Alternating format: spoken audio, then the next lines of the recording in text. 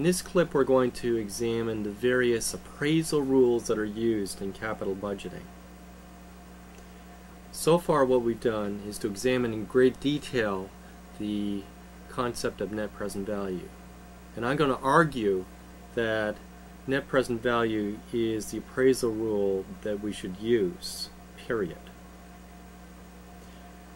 However, in the practice of finance, there's a number of other appraisal rules that are popular.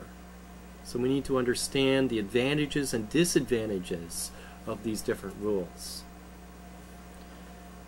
Now it's clear in all of the examples that we've gone through that the net present value provides a way to evaluate what a project is worth using this intuition of a replicating portfolio. So we can construct another portfolio with assets that are freely traded in the market today that exactly mimics the cash flows of the project that we're going to try to investigate. And the value of the portfolio of mimicking securities must equal the value of the project by the principle of no arbitrage. This makes sound economic sense. However, there's a number of other metrics that are used to do project evaluation. Perhaps the most common metric is the idea of internal rate of return of the project. Now, internal rate of return is sometimes called the yield to maturity, and it has some other names also. But basically, the way that you calculate the internal rate of return is the following. That you take the cash flows of the project, and then you've got an initial cost of the project. You find the discount rate that exactly makes the present value of all of the cash flows exactly equal to the initial cost. This is the internal rate of return. Now we also do the same thing in bond valuation, and there we call it the yield to maturity. So imagine that we've got the price of a bond, and suppose this bond is trading for $92 today, and suppose it has an 8% coupon rate and it's got 20 years to maturity. Now suppose the coupon is paid on an annual basis. The question is, what is the yield to maturity of this particular bond? Now one thing we know for sure is that it is not 8%. The coupon is 8%. And if the bond was trading today for $100, then the yield to maturity would exactly equal the coupon rate. But the bond is not trading for $100, it's trading for $92. Therefore, the yield to maturity must be greater than 8%. Well, how do we calculate the yield to maturity? We use the exact same method that I described. We have cash flows, we have 20 different cash flows, and 19 of them are equal to $8, and the very last one is equal to 108, the coupon plus the principal of the bond. We've got a price today of 92. What is the discount rate that will make all of those cash flows coming in the future exactly equal to 92? Now, we might start with 8% and figure out the value of all those cash flows at 8%, and it turns out that 8% would deliver exactly $100, which is too high. It's higher than 92. Then we could try 9% and see what happens in terms of the value of the cash flows, and perhaps that would equal $88, which is too low. So then we could try 9.4% and iterate until we get to the bond value, which is 92. So what we can do is to calculate the yield to maturity on a bond, and it represents the investment rate of return if we hold the bond for the life of the project, which is in our case 20 years. The same thing is true for a project evaluation. So the project might not be 20 years, it might be 5 years. We've got cash flows that are coming in through the life of the project, and there's some initial cost to the project. We can actually go and find the discount rate that exactly makes the present value of the cash flows coming in exactly equal to the cost. And that's the internal rate of return. Now, the usual rule in using internal rate of return is that the firm has some cost of equity that's relevant for this project. And remember, we're always assuming that the project has the identical risk as the firm. So suppose the firm's cost of equity is 12%. And suppose that the project that we're looking at has an internal rate of return of 13%. Then we would accept the project because it is delivering an investment return greater than 12%. It seems like a very reasonable rule, and you might question as to why we might prefer not to use it. And let me tell you why. First thing is that if we've got a project that delivers an internal rate of return of 13%, it has a positive net present value. So if we're using net present value, we would accept this project. Now, there's certain problems with the internal rate of return, especially when we're evaluating multiple projects. For example, it might be that one project has an internal rate of return of 13%, another project has an internal rate of return of 15%. And if you can only choose one project, by the internal rate of return rule, you would choose the 15%.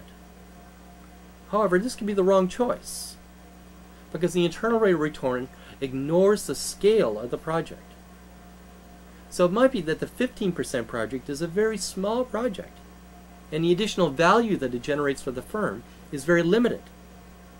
But the 13% project could be a massive project that delivers a lot of positive net present value. So internal rate of return ignores the scale of the project, and for mutually exclusive projects, this poses a serious problem. Now, there's some other problems in using the internal rate of return.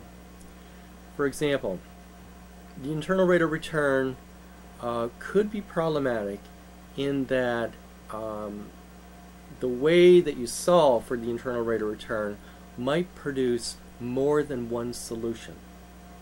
And when you go through the lecture note, you'll see some examples where multiple solutions are provided. So it might be that you get a solution of 10% and a solution of 90% in terms of the internal rate of return. You could have two solutions. And which one do you use? And this often happens if we've got cash flows that have alternating signs. So a positive cash flow in year 1, but a negative cash flow in year 2, and a positive in year 3. We can even run into the problem, and this is a very serious problem, that when we solve for the internal rate of return, that the solution is an imaginary solution, a complex number. And of course, this does not make much sense when you're trying to evaluate a project to present some evaluation criteria in the complex plane. So the internal rate of return has that problem also. Well, there's a number of other problems that I detail in the lecture note. There's a problem if there's a non-uniform term structure. And this means that the rate of return that we require for 1 year out might be different than 2 years out.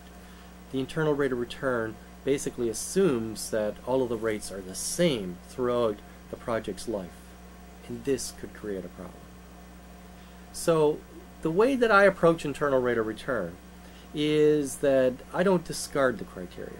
Actually, personally, I find it useful to know what the internal rate of return is for a project. However, I make my decision based upon net present value. So the sort of project evaluation that I'm familiar with in my consulting, I always like to see the analysis done on the net present value, and then alongside present the internal rate of return. So you have two of these criteria available. Now there's some other methodologies for doing project evaluation. One of them is the so-called payback rule. So what you do is you evaluate how long it takes for the project to pay back. So suppose the initial expenditures for the project are $1 million, and the project will generate $500,000 a year for 4 years. Well, by the payback rule, you get paid back the $1 million in 2 years. So the payback time is 2. Now, there's a number of problems with this methodology also. One thing is that the cash flows are not necessarily discounted. $500,000 2 years from now is not $500,000 today. So sometimes what we do is modify this to discount the cash flows using the appropriate discount rate to get what's known as a discounted payback. So in my example, the discounted payback period would be greater than 2 years. It would be about 2.3 years, depending upon the interest rate that you choose. Now the payback has got some of the same problems that the internal rate of return has. For example, having a payback in terms of years says nothing about the scale of the project. So you could make the same mistake of taking a project that pays back quickly but is a small change project. Whereas there might be another project that has a longer payback time but has huge positive present value. And you don't accept it because of this criteria, ignoring the scale. There's some other measures that we detail, for example, the profitability index. And this is an index of the present value of the cash flows to the initial cost of the project. So it's like net present value is the present value of all the cash flows minus the initial cost. And this rule is the present value of all the cash flows divided by the initial cost. Now, the problem with this is also the problem of scale. So you could have a huge profitability index for a project that is a trivial project, very small scale. And you could have a lower profitability index for a project that is a large-scale project with large net present value. When you divide the present value of the inflows by the initial cost, you basically cancel the scale out. So it is not a rule that I would suggest using on a standalone basis. It's highly problematic in evaluating mutually exclusive projects. So these are some of the rules, but the bottom line in all of this is that you should probably focus on the net present value and use these other criteria as supplemental information in the decision-making process.